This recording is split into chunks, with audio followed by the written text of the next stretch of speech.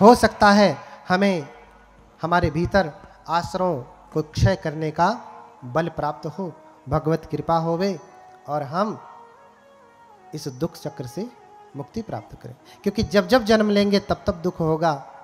कभी अमीर होंगे, कभी गरीब होंगे, कभी छोटे होंगे, कभी बड़े होंगे। हाँ, दुख तो होना तय है। इसलिए इस चक्र से मुक्ति मिले आपको। इसलिए हम बुद्ध के पास जाते हैं तो क्या मांगते हैं? कभी आपने देखा बुद्ध के पास कोई मनौती मांगता है? भारत में, विदेश की बात नहीं कर रहा। क्यों? क्योंकि बुद्ध के पास जा रहे हैं तो क्या मांगे? राजा के पास जाएंगे तो आप क्या मांगेंगे? क्या मांगेंगे? हमको खाने के लिए भोजन नहीं है, जरा भोजन दे दीजिए।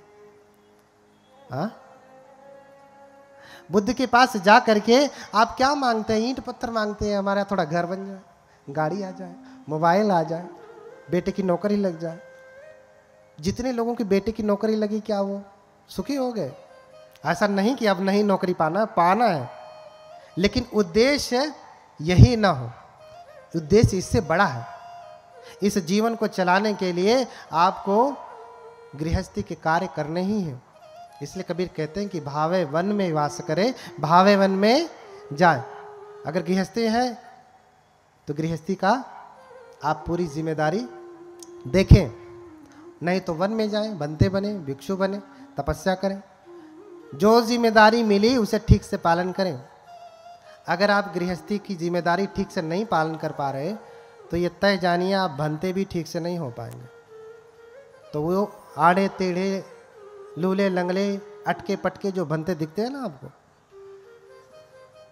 वो कोई भगवान बुद्ध के प्रति अनुराग जग के, संवेग जग के, वैराग्य थोड़ी जगह भाग रहे हैं। क्योंकि अनुराग जगता तो भगवान के वचनों में सिद्धि प्राप्त करते, भगवान बुद्ध के वचनों का अथाह ज्ञान प्राप्त करते, जितने में होते उतने में पूर्ण होते। लेकिन ऐसा नहीं, क्योंकि भगवान के प्रति श्रद्धा, अनुकंपा, अनुराग से वो नहीं आए, अपना जीवन चलाने के लिए आए। इसलिए कहा मार्ग जीवी। ये तीसरे प्रकार के श्रमण है, मार्ग जीवी, अपना जीविका चलाने के लिए, पेट पालने के लिए। घर में रहेंगे तो आजकल लड़के बच्चे वैसे ही खाना नहीं देते, यहाँ आ गए तो भैया कुछ नहीं, उपासक वर्ग संकोच करेगा तो भोजन तो देवे करेगा, 10, 20, 100, 50, 1000, 2000 कुछ किराया भाड़ा भी देगा। क्या जाता है अपने, है ना, डिस्प्ले रह गया।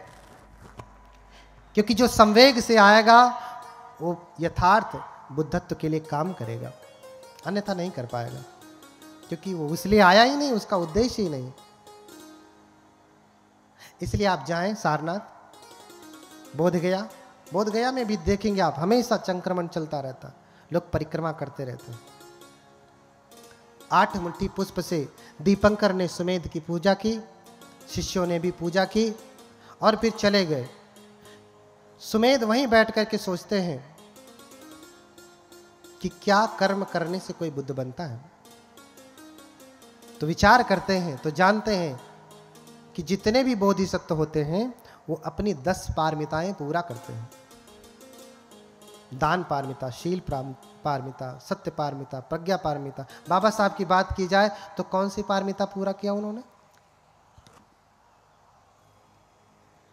अच्छा, यहाँ बाबा साहब को मानने वाले कितने लोग हैं? बाबा साहब ने कौन सी पारमिता पूरा की?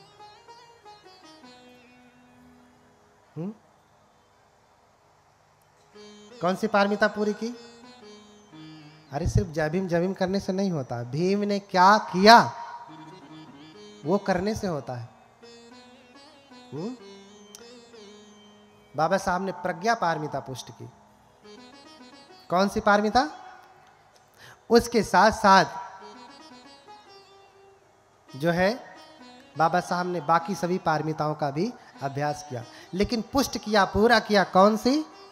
प्रज्ञा पारमिता, विद्वता, प्रज्ञा। बाबा साहब की जैसा कोई धरती पे, इस भारत भूमि पे विद्वान हुआ क्या?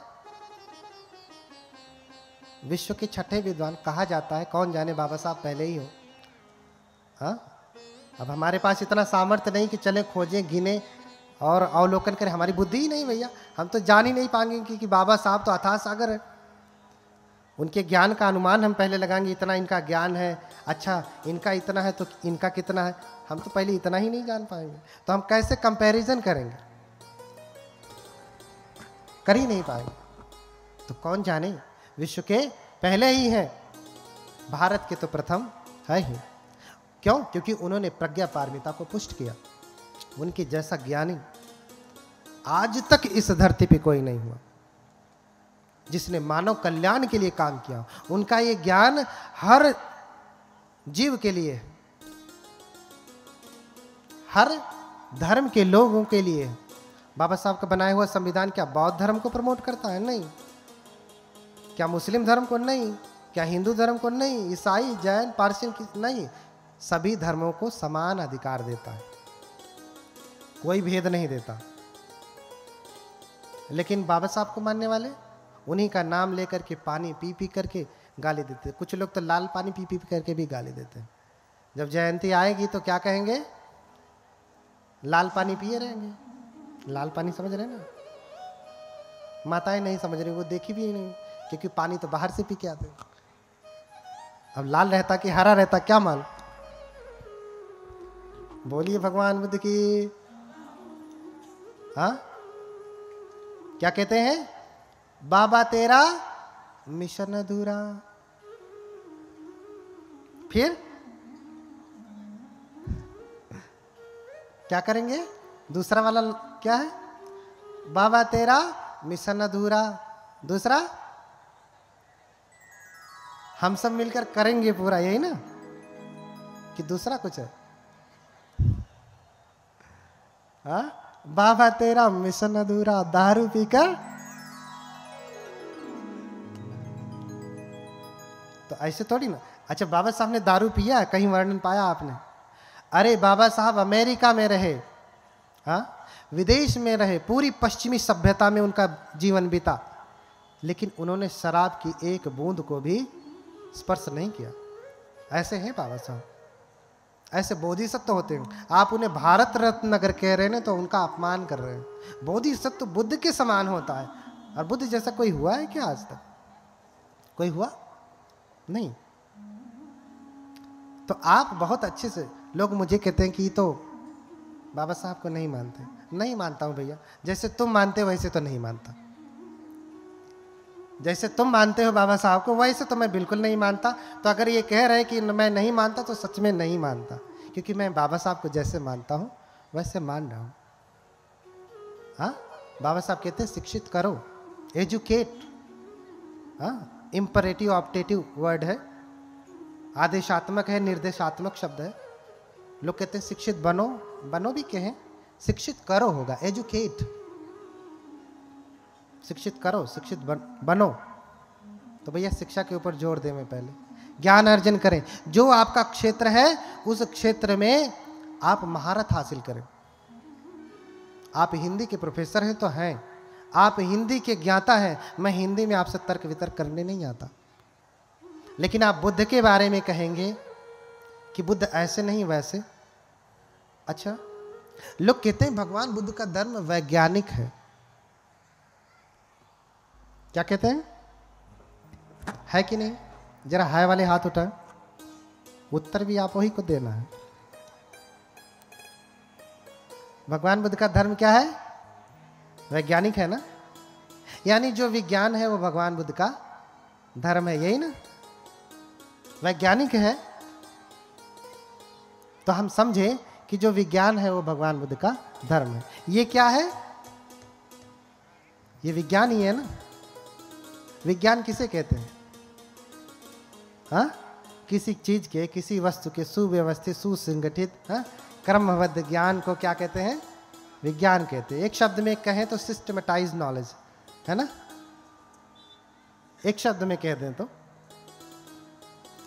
अच्छा, एक फोन आप छोटा सा चलाते हैं ना, वो भी क्या है?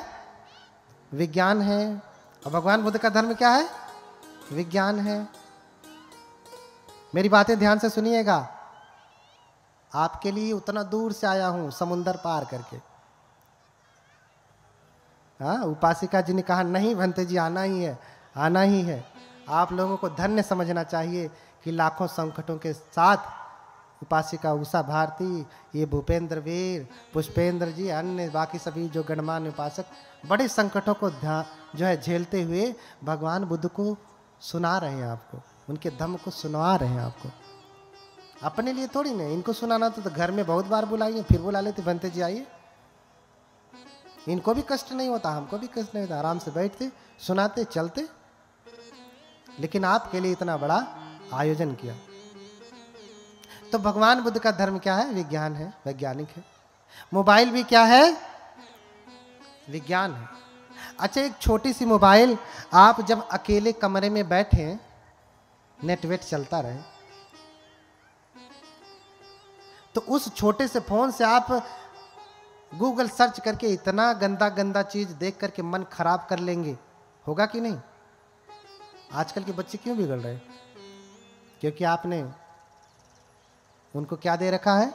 मोबाइल। और मोबाइल में क्या है? गूगल। मन खराब कर लेंगे आप। आधे घंटे में आप इतने बुरी बुरी चीजों को देख करके आप अपने मन को इतना अपवित्र और वासना से भर लेंगे। क्या भगवान बुद्ध के धर्म को भी ले करके धारण करके आधे घंटे आप कमरे में बैठेंगे तो मन अपवित्र हो जाएगा? तो भगवान बुद्ध का धर्म वैज्ञानिक है नहीं। जो विज्ञान है वो भगवान बुद्ध का धर्म नहीं, उससे परे।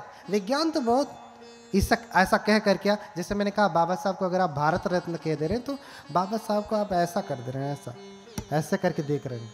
कैसे? अरे ऐसे में तो पूरी पृथ्वी को देख लेंगे तो छोटी नजर आएगी। आप बाबा साहब को कैसे देखते हैं? हाँ, ऐसे वहां खड़े हो जाए, पूरे मऊ को देख लेंगे आप ऐसे आंखें बंद कर। हाँ, तो जो विज्ञान है वो भगवान बुद्ध का धर्म नहीं है। हाँ, भगवान बुद्ध के जो वचन है किन्हीं किन्हीं वैज्ञानिक चीजों के ऊपर खरा उतरती है, लेकिन जो विज्ञान है वो भगवान बुद्ध का धर्म नहीं है। अच्छा, अगर आप ये कह रहे हैं कि भगवान बुद्ध का धर्म वैज्ञानिक है, तो मुझे आप बताएं कि कौन से विज्ञान के अनुसार है? वैज्ञानिक वाले हाथ उठाएं, वैज्ञानिक वाले हाथ उठाएं। भगवान बुद्ध का धर्म वैज्ञानिक, तो बताएं कि कौन से विज्ञान के अनुसार भगवान बुद्ध का धर्म वैज्ञानिक है? जीव विज्ञान, रसायन विज्ञान, भौतिक विज्ञान, हाँ, सामाजिक विज्ञान, हाँ, भूगर्भ विज्ञान, कीरो विज्ञान, हस्तरेखा विज्ञान, ज्योतिष विज्ञान, भूत विज्ञान। ये तो भूत विद्या अभी पढ़ाई जाने लगी, बनारस हिंदू यूनिवर्सिटी में पीएचडी तक होगी। बताओ कौन से विज्ञान के अनुसार? तर्क वितर्क से तो भाई न्यायालय में सच्चा झूठा हो जाता, झूठा सच्चा हो जाता। हाँ, कौन से विज्ञान के अनुसार? नहीं। अगर आप ये कह रहे हैं, बात सही है लेकिन आप जानते नहीं। बात सही है लेकिन आप जानते नहीं कि कौन से विज्ञान के अनुसार भगवान बुद्ध का धर्म वैज्ञानिक है। कहीं से सुन लिया भगवान बुद्ध का धर्म वैज्ञानिक है? हाँ, अच्छा, ये भी मानते हैं कि भगवान बुद्ध के वचन जो है वो वैज्ञानिक है और हम इसे विज्ञान की कसौटी पे ही कस करके मानेंगे, विज्ञान की कसौटी पे कस के मानेंगे। अच्छा, विज्ञान की देख क्या है? बंदूक है, AK-47 राइफल, बहुत कुछ है। उस पे जरा हम भगवान बुद्ध का धर्म फिट करके बताओ मुझे। चाकू है, उससे जरा भगवान बुद्ध का धर्म फिट करके बताइए। बम है, विज्ञान है ना? बताओ कौन सा भगवान बुद्ध का सूत्र के अनुसार ये बम फिट बैठ रहा? नहीं ना? और दूसरी बात, वो व्यक्ति ये कहता है कि अरे मैं तो भगवान बुद्ध के वचनों को विज्ञान की कसौटी पे कसके ही मानता हूं। कौन कहता है ये? हिंदी पढ़ाने वाला व्यक्ति कहता है, गणित पढ़ाने वाला व्यक्ति ये कहता है। हाँ, ये कहता है कि मैं भगवान के वचनों को, अरे कम से कम कोई केमिस्ट्री फिजिक्स पढ़ाने वाला कहे तो कुछ बात भी समझ में आती है। हिंदी पढ़ाने वाले कहता है कि मैं, तुम विज्ञान जानते कितना हो? जो कस करके कसौटी पे तो मानोगे। जानते कितना? कितने लोग विज्ञान जानते हैं? अच्छा बताएं, विज्ञान की शाखाएं कितनी होती हैं? पता है? हाँ, कितनी है?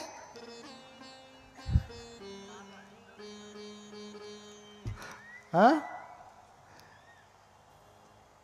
विज्ञान की कितनी शाखाएं हैं? ये भी नहीं पता। आप कहेंगे 11 शाखा, ये कह रहे हैं। तो बताओ ज्योतिष कौन से अंतर्गत है?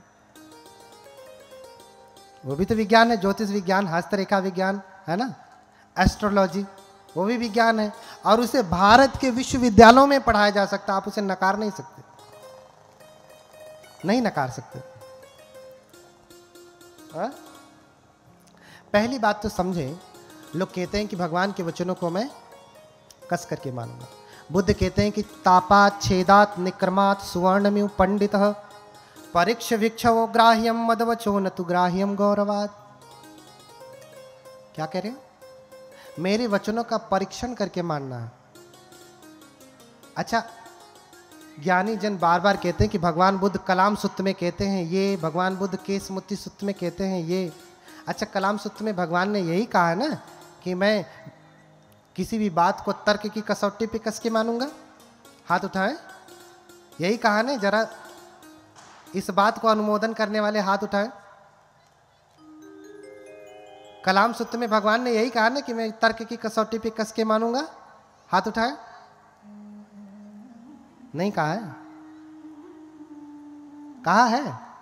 नहीं कहा है। तर्क शब्द कहीं भगवान ने इस्तेमाल नहीं किया। बात तार्किक हो लेकिन अच्छा आप बताओ, अभी मैंने जल का उदाहरण दिया। जल का सूत्र क्या है? H2O। आपके पास प्रयोगशाला नहीं है ना इस समय, तर्क तो है ना? जरा तर्क करो, पानी बना के दिखाओ। एक गिलास दो भैया, तर्क करे, जरा पानी बना के दिखाओ। गिलास पकड़ा दिया जाए। कौन कौन तर्क से मानने वाले हैं? एक गिलास पानी तर्क से बना सकते हैं आप। H2O सूत्र तो जान गए, अब तर्क करिए और तर्क से बना के दिखाइए मुझे एक गिलास पानी। पानी कब बनेगा? इसका मतलब ये नहीं कि H2O का मतलब पानी नहीं होता या सूत्र गलत है, नहीं, बनेगा। लेकिन कैसे बनेगा? प्रयोग करने पे, प्रैक्टिकल करने पे। समझ रहे ना?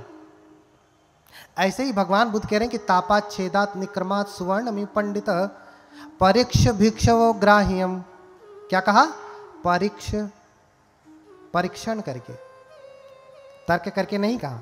क्योंकि जब ज्ञान ही प्राप्त होता है उनको, तो कहते हैं कि अधिगतो म्यायं धम्मो गंभीरो दुद्दसो दुरानुबोधो संतो पणितो अतक कावचरो निपुणो पंडित वेदनियो। क्या कहते हैं? कि जो मैंने ज्ञान प्राप्त किया वो कैसा ज्ञान है? गंभीरो, गंभीर, दुर्दशो, दुर्दर्श, दुरानुबोधो, इतनी आसानी से बोध में आने वाला नहीं। संतो, शांति को देने वाला, प्रणीतो, प्रणीत है। और फिर क्या कहा? अतक कावचरो, महावज्ञ पाली में है, आप पढ़ लीजिएगा, त्रिपिटक का ही। ये तर्क के परे है, परीक्षण से ही। कलाम सूत्र में भी भगवान ने कहा, केसमुत्ति सूत्र उसका नाम है, कि किसी बात को परीक्षण करके मानो, अगर परीक्षण पे खरा उतरता है तो मानो। एक बात ये, मेरा प्रसंग दूसरा है, अब आ गया तो कह दे रहा हूं। पहली बात बुद्ध ने कहा कि किसी चीज को परीक्षण करके मानना है। दूसरी बात, परीक्षण करेगा कौन? वो लड़का जो खेल रहा है उसको कहा जाए चल बाबू लेबोरेटरी में चलो और जरा पानी बनाओ, ये H2 है, ये वो है, हाइड्रोजन का 2 अणु है, ये ऑक्सीजन का, लो बाबू जरा पानी बनाओ। बना लेगा? हाँ? कोई अबोध, कोई बाल बुद्धि का वो भी परीक्षण नहीं कर सकता, प्रयोग नहीं कर सकता। प्रयोग करने के लिए भी कैसा होना पड़ेगा उसको? पहली बात तो बुद्ध के वचनों को परीक्षण कर। बीच बीच में मत काटिए। परीक्षण करके मानना है। दूसरी बात, परीक्षण करने वाला भी उस योग्य होना चाहिए।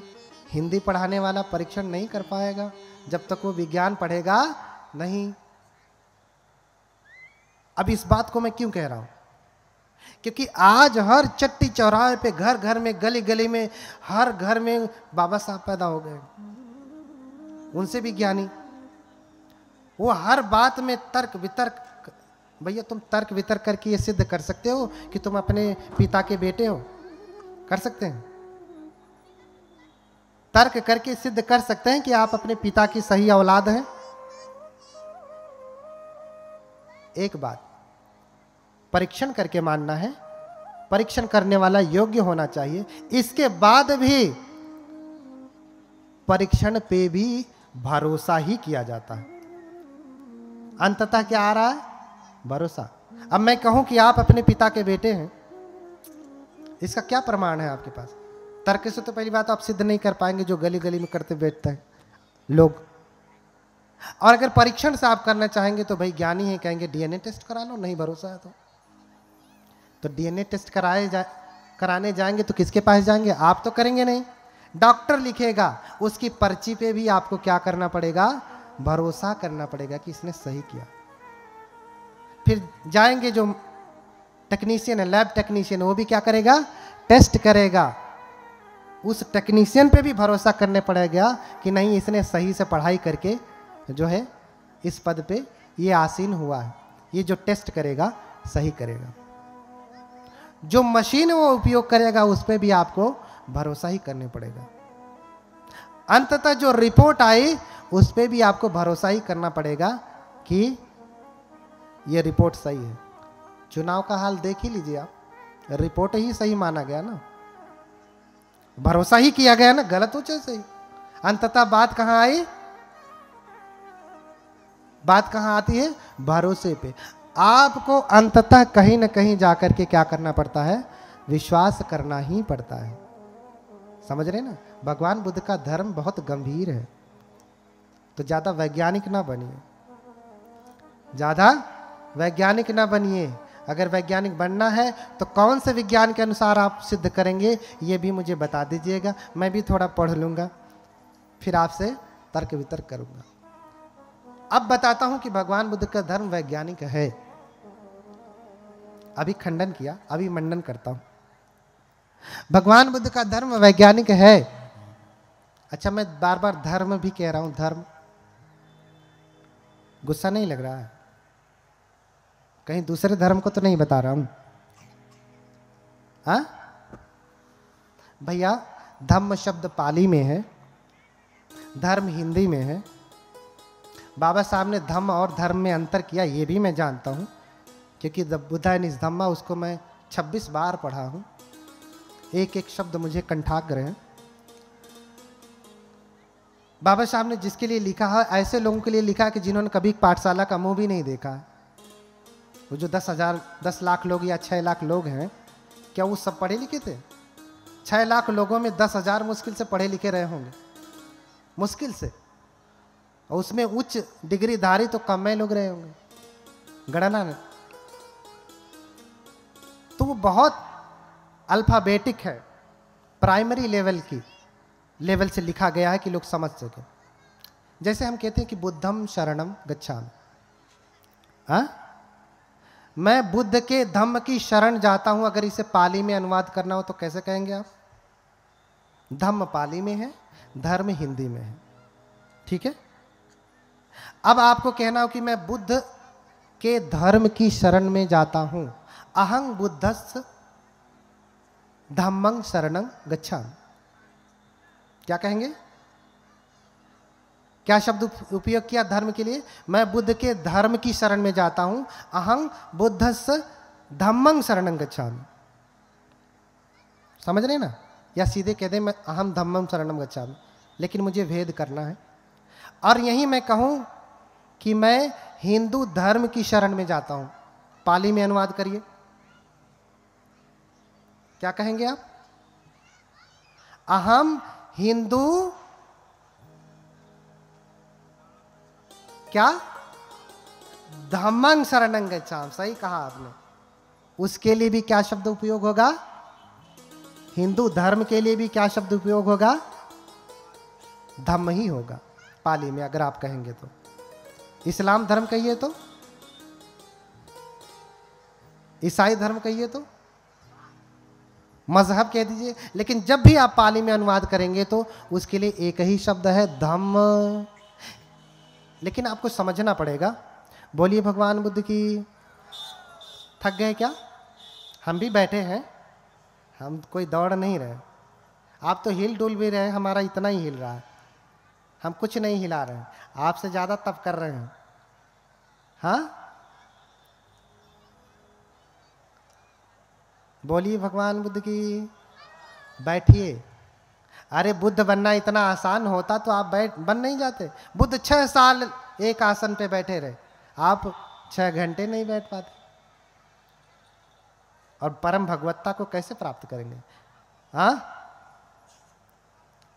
परम भगवत्ता को कैसे प्राप्त करेंगे? धर्म को कैसे प्राप्त करेंगे? मुक्ति कैसे प्राप्त करेंगे? इतना आसान थोड़ी नहीं है कि चलो भाई दाल चावल रख दिया और खा लिया, ऐसा नहीं। तप करना पड़ता है, तप करना पड़ता है। ठीक है, तो धम्म और धर्म में कोई भेद नहीं। धम्म पाली में है, धर्म हिंदी में है। अब भाव समझिए कि जब हम धर्म कह रहे हैं तो धर्म का क्या अर्थ है। ठीक है, जैसे एक शब्द ले लीजिए, सत्य। शब्द क्या है? सत्य। अच्छा, हम किसी हिंदू व्यक्ति से पूछेंगे कि बताओ सत्य क्या है, तो वो क्या कहेगा? ब्रह्म सत्यम। क्या कहेगा? शब्द क्या है? सत्य।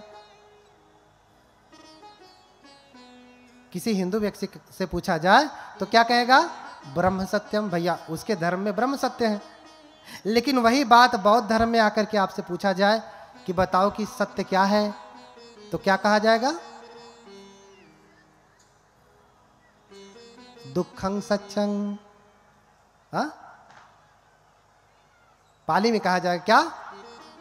सत्य वही है, शब्द वही है, लेकिन सत्य उनके लिए ब्रह्म है, बुद्ध के लिए दुख है। इसलिए पहला आर्य सत्य क्या है? इदं खोपन भिक्खवे दुखं आर्य सत्यं। जाति पि दुखा, जरा पि दुखा, व्याधि पि दुखा, मरणम पि दुखं। हाँ, अपिये ही संपयोगो दुखो, पिये ही विपयोगो दुखो, यम पिच्छं न लभति तम पि दुखं, संकितेन पंच उपादान खंधा दुखा। ये सब कुछ सत्य है। बुद्ध ने क्या कहा? दुख सत्य है। इसलिए शब्द को लेकर के लड़ाई मत करिए, शब्द को लेकर के लड़ाई मत करिए, दर्शन को लेकर लड़ाई करिए कि हमारे में इसका क्या अर्थ है, हमारे धर्म में इसका क्या अर्थ है। बात बहुत दूर तक चली गई, बहुत सारी बात है कहने के लिए, आगे कहता रहूंगा, प्रसंगवश आ गई है। बोलिए भगवान बुद्ध की। तो 3 चीजें मैंने कहा। भगवान बुद्ध का धर्म तर्क की कसौटी पे नहीं, परीक्षण पे कसा जाता है। परीक्षण को कसने वाला भी योग्य होना चाहिए, और वो परीक्षण पे भी अंततः क्या करना पड़ता है? आंखें बंद करके मानना ही पड़ता है। अंततः क्या आता है? भरोसा ही आता है। लेकिन वो भरोसा परीक्षण की प्रक्रिया से गुजरता है, ऐसे ही नहीं। कैसे? परीक्षण की प्रक्रिया से गुजरता है, ऐसे ही आंखें बंद करके नहीं माना। तो सुमेध ने अपने समस्त पारमिताओं का स्मरण किया कि दानशील आदि जो 10 पारमिताएं हैं उसको उन्होंने पूरा किया। और पारमिता पूरा करने के लिए एक ही जन्म पर्याप्त नहीं होते। अब आपको जन्म पुनर्जन्म को लेकर की बहुत सारी विविधताएं हैं, सुनेंगे। अब आप कहेंगे जन्म पुनर्जन्म कहां से आ गया? आप तो पाप पुण्य तक को मानने को राजी नहीं। भले गाथा लिखा देंगे सब पापस आकरणं कुशलस उपसंपदा, सभी पापों को ना करना, कुशल कर्म का संचय करना, ये आप लिखवा देंगे। लेकिन आप कहेंगे बौद्ध धर्म में पाप पुण्य होता ही नहीं। भैया गाथा क्यों लिखवाए? हाँ, गाथा क्यों लिखवाए? हाँ, देखिए जन्म पुनर्जन्म भी होता है, अच्छे बुरे कर्मों का विपाक भी होता है। नहीं तो बताइए ना, व्याख्या करूंगा आगे थोड़ा सा झलक। माता पिता खाया वही पिया, उसी घर में रही वही पति हैं, वही सास ससुर है, सब कुछ वही है ना। लेकिन एक बेटा पैदा हुआ तो एकदम जंगाली हो गया, हुआ ना। दूसरे बेटे के समय भी माता वही है, पिता वही है, वही घर है, वही सास ससुर है, वही भोजन है, दाल चावल, हाँ सब्जी रोटी या जो कुछ भी। लेकिन दूसरा बेटा पैदा हुआ तो एकदम सीधा है, लोग कहते हैं गाय जैसा सीधा है। क्यों? आपने बनाने में कुछ गड़बड़ी की क्या? बताइए माता जी लोग। आप पहले बेटा बेटी में, बेटा हो चाहे बेटी हो, आप पहले के जो है समय में ध्यान देती हैं, दूसरे के समय में नहीं, या दूसरे के समय में नहीं ध्यान देती हैं, पहले के समय में नहीं। ऐसा है क्या? पिता का भी वही काम है, पहले बेटे के समय में भी उतना ध्यान, दूसरे के समय में भी उतना ध्यान। लेकिन एक परम संत हो गया और एक जंगाली हो गया। क्यों हुआ आप बताओ ना। हाँ, समय की बात है। आज हम यहां धान लगाएंगे तो धान होगा, आज से 10 साल बाद लगाएंगे तो वो गेहूं हो जाएगा, यही ना। नहीं, ऐसा नहीं। समय से कुछ लेना देना नहीं। समय उसमें सहयोगी है, लेकिन समय परिवर्तित नहीं कर सकता। हमारे कुशल अकुशल कर्मों का जो संस्कार किसे कहते हैं? कुशल और अकुशल कर्मों की जो छाप हमारे मन पे पड़ती है उसे हम संस्कार कहते हैं। इसलिए जब व्यक्ति मरता है तो च्युति चित्त और पटिसंधि चित्त के बीच में बहुत महत्वपूर्ण भूमिका होती है कि जो चित्त मर रहा है, जो विज्ञान मर रहा है, विज्ञान यानी कॉन्शसनेस, आप उसे चित्त कहें, मन कहें, जो विज्ञान अभी इस शरीर से निकल रहा है, छोड़ रहा है, मर रहा है और दूसरी जगह प्रतिसंधि ग्रहण कर रहा है, पटिसंधि शब्द आया है ना। उन दोनों के बीच में बड़ा अंतर है। देखिए, आपको गर्भ वही मिलेगा जिसके आप अधिकारी हैं, दूसरा गर्भ नहीं मिलने वाला। बोलिए भगवान बुद्ध की। बहुत सुंदर से व्याख्या आगे होगी, है ना। आपको गर्भ वही मिलेगा जिसके आप अधिकारी हैं, दूसरा गर्भ नहीं मिलने वाला है। अच्छा आप बताइए, आपने इंजीनियरिंग की पढ़ाई की है और आप पूरा सोर्स लगा लीजिए, फोर्स लगा लीजिए, दौलत लगा लीजिए, सब कुछ लगा लीजिए और कहिए कि आपको डॉक्टर बना दे, डॉक्टर की नौकरी दे दे, मिलेगी? मिल सकती है? स्वयं राष्ट्रपति भी अगर आपके ऊपर अनुकंपा करें, दया करें, तो भी नहीं कर सकते। कर सकते हैं? नहीं। क्यों? क्योंकि आपकी पात्रता डॉक्टर बनने की नहीं है। आप जब भी बनेंगे, जब भी आपको पोस्ट मिलेगी, क्या मिलेगी? इंजीनियर की ही मिलेगी, चाहे कृपा से चाहे बिना कृपा के मिलेगी तो इंजीनियरिंग ही, या तो ऐसे ही रहिए, भटकते रहिए। आप समझिए, ऐसे ही आपकी जो योग्यता है उसी के अनुसार गर्भ मिलता है। आपके लिए वही वैकेंसी में आप अप्लाई कर सकते हैं, अप्लाई कर लीजिए, लेकिन आपको नौकरी मिलने वाली नहीं। आप उसी गर्भ में जाएंगे जिसके अनुसार आपका कर्म होगा, दूसरे गर्भ में नहीं जाएंगे। सिद्धार्थ गौतम या अन्य जो बुद्ध हैं उसी गर्भ में जाते हैं जो गर्भ उनके अनुकूल होता है। अब जैसे सुमेध अवलोकन कर रहे हैं तो पंच महाविलोकन करते हैं। इस बात को लेकर के लोगों में बड़ा भ्रम है, बड़े बड़े विद्वानों को बड़ा मतभेद है, क्योंकि पढ़ते नहीं है त्रिपिटक।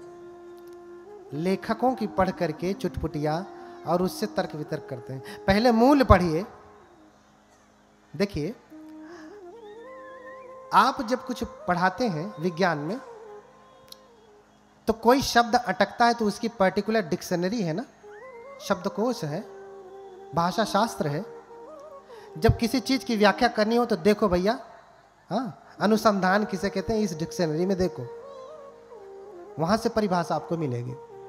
लेकिन बौद्ध धर्म में शब्दों की व्याख्या कहां पे है? आप कहां से देखेंगे? अब धर्म किसे कहते हैं, धम्म किसे कहते हैं, इसकी व्याख्या आप कहां देखेंगे? पहली बात तो मूल त्रिपिटक है। त्रिपिटक की व्याख्या करने के लिए उसकी 8 कथाएं हैं। जो चीज़ें आपको समझ में नहीं आती उसकी डिक्शनरी समझिए, उसका भाषा शास्त्र समझिए, है ना, उसका वर्णन शास्त्र समझिए। वो 8 कथा है। जो चीज़ आपको समझ में नहीं आएगी वो 8 कथा आपको बताएगी।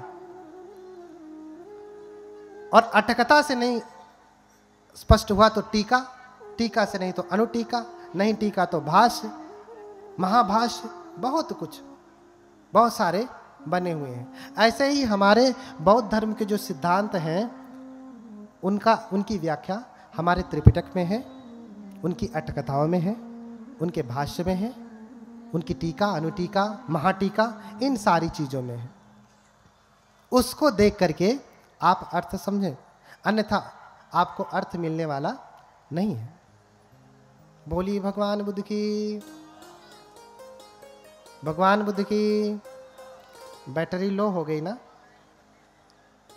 एक बार थोड़ा सा खड़ा हो जाए, थोड़ा सा पैर आपको आराम मिल जाएगा बैठे बैठे।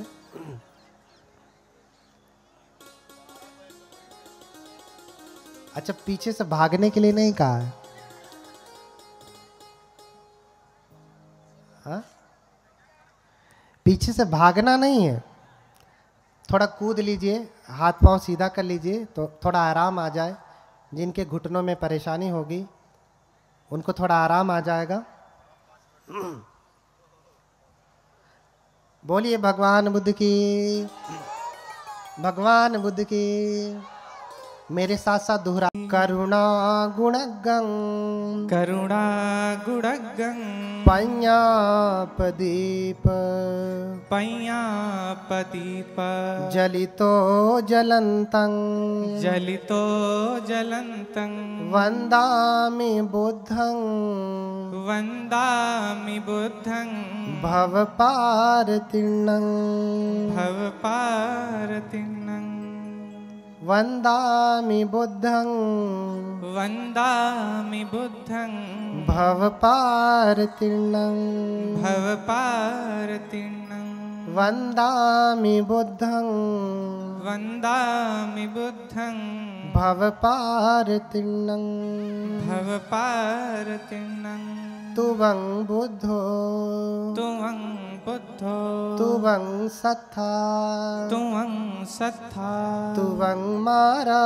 विभूमुनि, तुवं मारा विभूमुनि, तुवं अनुशयच्छेत्वा, तुवं अनुशयच्छत्वा, तीर्णो तारे सिमं पजं, तुन्नो तारे सिमं भजन्, नमस्तु अभयददा अनुत्तरा, नमस्तु अभयददाय अनुत्तराय, नमस्तु परहित सत्वबन्धवा, नमस्तु परहित सत्वबन्धवा, वन्दे नाथं, वन्दे नाथं, अतिकारुणिकं, अधिकारुणिकं, वन्दे बुद्धं, वन्दे बुद्धं, चतुरार्जितं, चतुरार्जितं, वन्दे देवं, वन्दे देवं, लक्खणपुण्यं,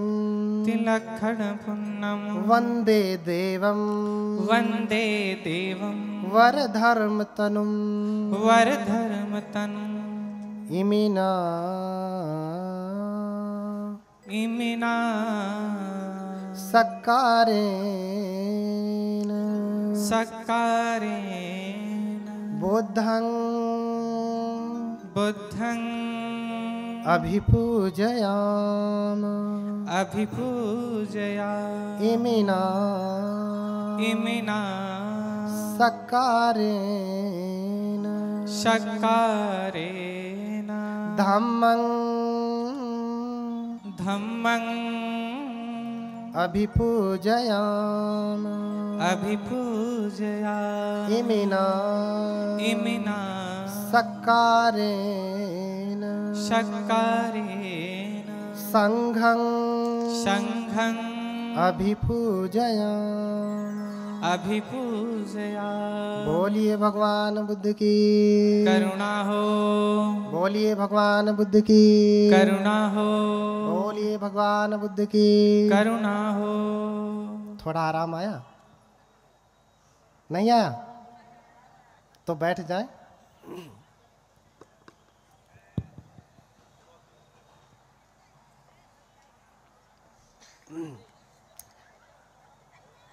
बैठिए बैठिए, भागिए नहीं।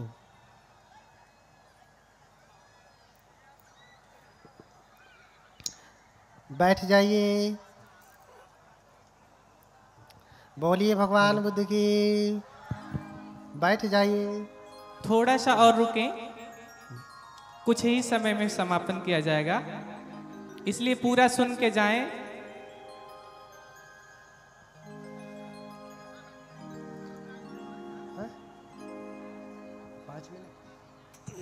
बस थोड़ा सा 5 मिनट, बस अभी आराम मिलेगा। हमारे बंते जी का निर्देश हुआ है 5 मिनट और। हाँ, अच्छा नहीं लग रहा है?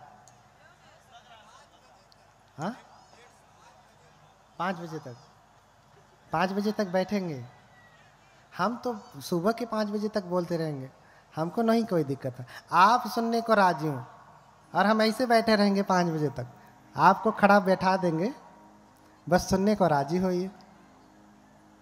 बोलिए भगवान बुद्ध की।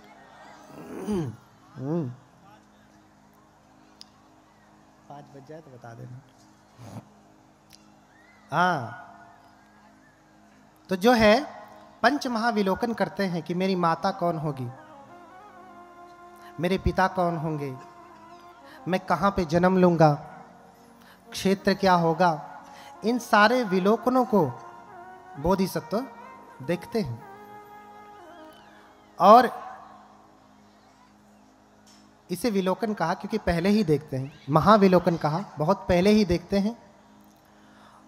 और वर्णन मिलता है कि फिर सुमेध तपस्वी अपने शरीर को छोड़ देते हैं और फिर देवलोक में विराजमान रहते हैं उनकी चेतना, और फिर से वो शुद्धोधन के घर में जन्म लेते हैं।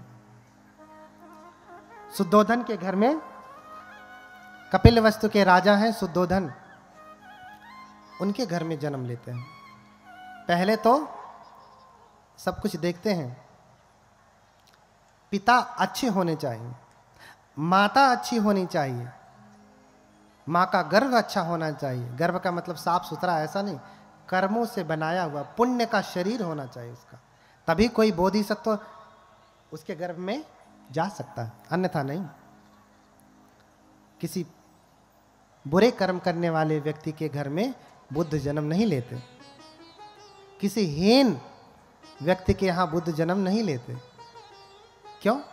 संत रैदास जो हीन कुल में जन्म लिए, कौन मान रहा है आज उनको? उनके जैसा संत आज तक कोई हुआ? लेकिन उनको कौन मान रहा है? बस उन्हीं के कुल गोत्र के लोग। लेकिन बुद्ध के संदर्भ में ऐसी बात नहीं। बाबा साहब को भी कौन मान रहा है? हृदय से उन्हीं के कुल गोत्र के लोग। अन्य लोग तो बस राजनीति है। क्यों? क्योंकि कुल का बहुत महत्व होता है। एक प्रभावी कुल में जन्म लेने से उसका प्रभाव होता है। ऊंचे भी सम्मान करते हैं और नीचे भी सम्मान करते हैं। इसलिए बुद्ध उस समय के क्षत्रिय कुल में खत्तीय संभव अग्ग कुलीनो देव नरान नमस्सित पादो। क्षत्रिय कुल में, खत्ती यानी क्षत्रिय, खत्ती अर्थात क्षत्रिय। तो उस समय का जो सबसे प्रतिष्ठित कुल था वो क्षत्रिय। उस समय ब्राह्मण कुल दूसरे नंबर पे था, क्षत्रिय प्रथम नंबर पे। उस कुल में जन्म लेते हैं। और शुद्धोधन क्या है? पिता हैं। हाँ? और महामाया माता है। उनके घर में जन्म लेते हैं। तो जन्म लेने की प्रक्रिया क्या है? शुद्धोधन और महामाया बड़े ही धार्मिक राजा हैं, बहुत ही धार्मिक राजा हैं, शीलों का पालन करने वाले हैं। कभी किसी का अहित करने वाले नहीं हैं, अधिक कर वसूलने वाले नहीं हैं, जनता की पीड़ा को अपनी पीड़ा समझने वाले, किसी को भी कष्ट देने वाले नहीं, पूरी तरीके से वो शीलों का पालन करने वाले हैं, पंचशीलों का पालन करने वाले हैं। अब आप कहेंगे कि बुद्ध से पहले पंचशील कैसे जानते रहे? मैंने पहले ही व्याख्या कर दिया कि बुद्धों की परंपरा है। गौतम बुद्ध तो 28वें बुद्ध हैं, गौतम बुद्ध तो 28वें बुद्ध हैं, उनसे पहले भी 27 बुद्ध हुए हैं। ये बुद्धों की परंपरा, जिस दिन आप बुद्ध हो जाएंगे वो आप 29वें बुद्ध हो जाएंगे। अब ये नहीं कि वही बुद्ध पहली बार, दूसरी बार, तीसरी बार, नहीं, कोई भी व्यक्ति बुद्ध हो सकता है, जैसे कोई भी व्यक्ति प्रधानमंत्री हो सकता है। जरूरी नहीं कि वही बार बार हो, दूसरा होगा, तीसरा होगा, चौथा, जो प्रधानमंत्री के योग्य होगा, जो मुख्यमंत्री के योग्य होगा वो होगा। ऐसे ही देखिए, माता गर्भ की तैयारी कर रही है। देखिए, बच्चे को जन्म देने के लिए आज आपका बच्चा टेढ़ा मेढ़ा और जंगाली क्यों पैदा हो रहा है? क्यों? अच्छा, आप खेत में फसल बोते हैं तो फसल तो अच्छी होती है ना, जितने अच्छे से किसानी करते हैं फसल भी उतनी अच्छी होती नहीं। लेकिन ये कौन सी किसानी की आपका बेटा ही अच्छा नहीं होता? भगवान बुद्ध भी कृषक हैं। कस्य को पटि जानामि, मैं भी कृषक हूं, कसी भारद्वाज सूत्र में है ना। आप ये भौतिक खेती तो अच्छे से कर लेते हैं, लेकिन अपने बेटे बेटियों की खेती अच्छे से नहीं कर पाते। आप जानते भी नहीं कि आपका बेटा क्यों बचपन से पैदा हुआ, तो उसे आप बंदूक दिखाइए, राइफल दिखाइए, चाकू दिखाइए, डराइए, धमकाइए, वो डरने वाला नहीं है ना। आप ही को डरा देता है। और कोई कोई अपने आप ही जन्म लेता है, एकदम सीधा साधा, दे दिया तो खा लिया, दूध पिला दिया तो पी लिया, नहीं तो न मांगता है न रोता है। जहां बैठा दिए वो बैठा रहेगा दिन भर, जो पहना दीजिए पहना रहेगा, न खिलौना मांगेगा, न मेला जाने के लिए कहेगा, न बाजार घूमेगा, न आइसक्रीम मांगेगा, हाँ, न छोला केक भजिया पकौड़ी, कुछ भी नहीं कहेगा। होते हैं ना ऐसे भी। और एक तो धमकी ही देता रहेगा, मम्मी दे दो नहीं तो मैं माचिस जला लूंगा, अभी मम्मी 10 रुपए दो नहीं तो मैं भी कूद जाऊंगा। होते हैं ना। ऐसा क्यों होता है? कहाँ गड़बड़ी रह जाती है? आपने जान करके गड़बड़ी नहीं की, लेकिन गड़बड़ी तो हुई है, इसीलिए तो फसल अच्छी नहीं हुई। क्यों? मैंने कहा ना, बुद्ध की शिक्षा भारत से विलुप्त हो गई, इसलिए आपको खेती करने का जो ज्ञान था वो भी भूल गया। जहाँ जहाँ बुद्ध की शिक्षाएं हैं, बौद्ध धर्म है, वहाँ वहाँ बच्चे इतने उपद्रवी नहीं हैं, इतने बदमाश नहीं हैं। क्यों?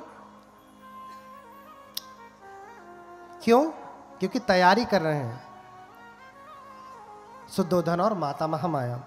जाति शताम पंचम नूनकानी, जाति शताम पंचम नूनकानी, सबोधिसत्वस्य बभूव माता, पिता च शुद्धोधनस्तु तत्र तत्र, पतिरूप तस्मा जन्य गुणान्विता।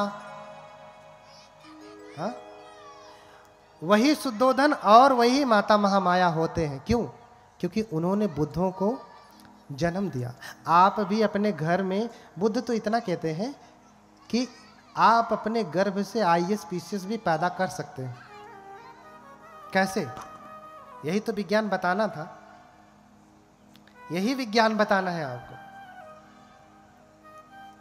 भगवान बुद्ध के बाद बौद्ध धर्म कई शाखाओं में बटा, फिर खत्म हुआ। इस समय वर्तमान में 4 दर्शन की शाखाएं हैं, जिसे वैभाषिक कहते हैं, दूसरा सौत्रांतिक कहते हैं, तीसरा माध्यमिक कहते हैं, माध्यमिक या शून्यवाद, चौथा जो है योगाचार्य विज्ञानवाद, उसका नाम ही है विज्ञानवाद। समझ रहे हैं ना क्या नाम है? उस बौद्ध धर्म की शाखा का नाम ही है विज्ञानवाद। और उसका धर्म ग्रंथ क्या है? वो बौद्ध धर्म ग्रंथ क्या है जानते हैं? विज्ञानवाद का मुख्य धर्म ग्रंथ क्या है? विज्ञप्ति मात्रता सिद्धि प्रकरणम द्वयम। बोलिए, नाम नहीं उच्चारित कर सकते और वैज्ञानिक बनते फिरते हैं। बोलिए, विज्ञप्ति मात्रता सिद्धि प्रकरणम द्वयम। बोलिए, बोलेंगे? चलिए बोलिए, विज्ञप्ति मात्रता सिद्धि प्रकरणम द्वयम। कठिन है ना? तो जिसका नाम इतना कठिन, वो विज्ञान कितना कठिन, उसे समझना कितना कठिन। ऐसे गाय चराते भैंस चराते सीख लिया जाए तो भैया बुद्ध नहीं हो जाएंगे। सीखेंगे, लेकिन उसका एक क्रम है, उसका एक क्रम है। ठीक है? तो ये तैयारी कर रहे हैं। क्या क्या देखते हैं कि माता महामाया शीलवती हैं, सुद्धोधन भी शीलवती हैं, शीलवान हैं, और बहुत दिनों से उनकी कामना है कि कोई पुत्र होवे। बूढ़े होने को आए, अभी कोई बच्चा नहीं हुआ। जानते हैं, कहते हैं सब्र का फल मीठा होता है। कहावत सुना है ना? कब से ये सब्र का फल मीठा की कहावत शुरू हुई? हाँ, कब से हुई ये कहावत? कब से शुरू हुई? माई मुँह मौसी जिए, सुने हैं ना? सब एक एक करके बताऊंगा। हाँ, पतली गली से निकलने, ये सब एक एक बताऊंगा, प्रसंग आएगा। हाँ, तो सब्र का फल मीठा। अभी समझे, इतने दिनों की कामना थी, संतान नहीं हो रही। जब कुछ अच्छा होने वाला होता है तो विलंब होता है। जब कुछ अच्छा होने वाला होता है तो विलंब होता है, और उस विलंब से जो घबरा गया तो अच्छा होने वाला नहीं है, नष्ट हो जाएगा, अच्छा नष्ट हो जाएगा। इसलिए धैर्य भी साथ में होना चाहिए। कहा धैर्य ही साधवो। अगर साधक है तो धैर्य तो रखना ही पड़ेगा। पैर तो दर्द करेगा, धैर्य रखना पड़ेगा, टूट थोड़ी न जाएगा। हाँ, 6 घंटे में इसकी हिम्मत है कि टूट जाए, लेकिन धैर्य रख पाएंगे? नहीं। और धैर्य नहीं रखेंगे तो जितने घुमाएंगे उतना दर्द करेगा, आराम मिलने वाला नहीं है। हमारा सबसे बड़ा शत्रु कौन है? कौन है? ये हमारा शरीर है। कौन है सबसे बड़ा शत्रु? कौन है माता जी? कौन हो ही सबेर में उठ के गाड़ी देत हुई? हाँ, होगा कोई? शत्रु का नाम लेते ही सबके मन में चेहरा आ गया होगा उसका। ये है एक देखिला तो चुरुआ भर खून ओकर जराला के तोहार। किसका जलता है? तो फायदा किसका है? हाँ? आपका खून जला जला करके आपको दुबला पतला कर रहा है, बीमारी बढ़ा रहा है आपकी। जल्दी ही मर जाएंगे, फिर और राज करेगा। जो चाहता है करना सो कर लेगा।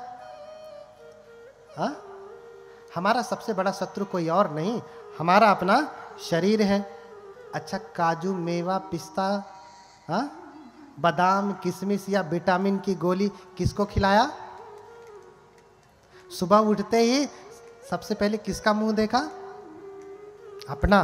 तुरंत जुल्फें संवारे, कंघी मारा, मुंह धोया। अच्छा, दाग आने लगे हैं, गड्ढा हो रहा है, बाल सफेद हो रहे हैं, रोज देखते हैं।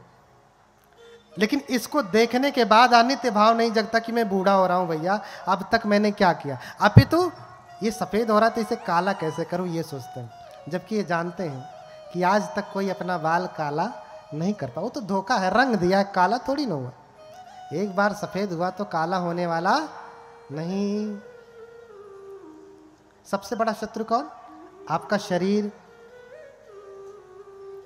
सारा काजू मेवा किशमिश सब कुछ खिलाया इसको, बढ़िया बढ़िया टॉनिक पिलाया, बढ़िया बढ़िया केक खिलाया, बढ़िया बढ़िया मिठाई। अभी दिवाली थी ना, जो लोग मनाए होंगे, हाँ, खोज रहे होंगे कैसे मनाएं, पटाखे फोड़ें। देखिए पटाखे फोड़ने से कितने जीव जंतु, विशेष रूप से पक्षियों को बहुत नुकसान होता है, मर जाते हैं। ये दया नहीं है, ये करुणा नहीं है। इसलिए किसी भी बौद्ध देश में आप जाके देखिए, वहाँ पटाखे नहीं फोड़े जाते।